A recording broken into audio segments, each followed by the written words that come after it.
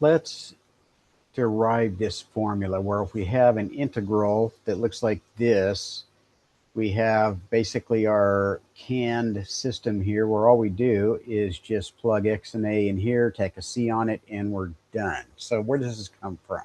So we're going to work our way backwards. We're going to start with this and take the derivative of it to start with. So I'm going to say y equals this, and then we're going to take the sine of both sides and we get this.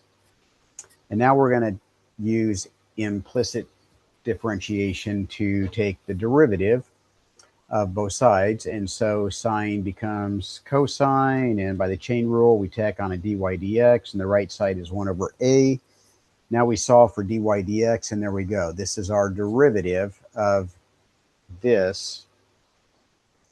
But we have something in terms of y, and we want it in terms of x. So how do we do that? Well, what you can always do with this kind of a scenario is just draw a right triangle and take something you do know like this and draw it out. Just make it happen. So, if you do y here and x and a, well, then this is true.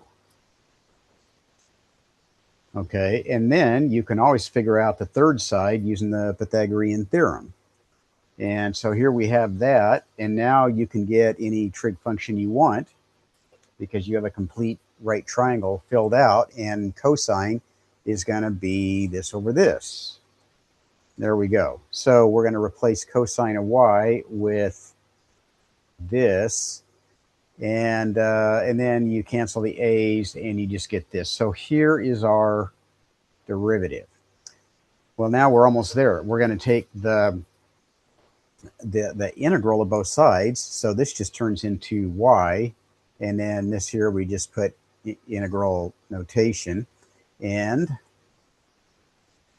now we know that y was this, so we're just going to resubstitute this for y, and there we go. So now if you have this integral, it's just going to be this, and then of course you have to tack on a c, and there you go. That's it. Now, if you happen to want the cosine one, the inverse cosine one, well, you wouldn't have to start from here all over, because the fact is the only difference between the two is the two derivatives is a negative. You basically, if you were doing cosine, you would have, let's see, well, you'd have a negative here, okay, and it's easy enough to see that that's the case. So let's just reason that out again. So again, we're going to draw a right triangle, and we're going to put an angle here so that sine is x over a.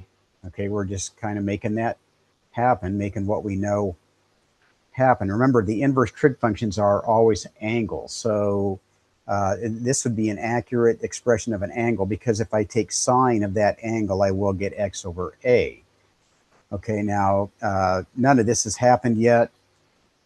So now in your reasoning, you think, okay, well, what about this angle? We have this angle. What about this angle? If we want to find an angle expression, it also has x over a, and inverse cosine would do that same thing, because you could do cosine of cosine inverse of x over a, and just like I did here with sine, and you would also get x over a. So this would be an accurate expression for the opposite angle from this.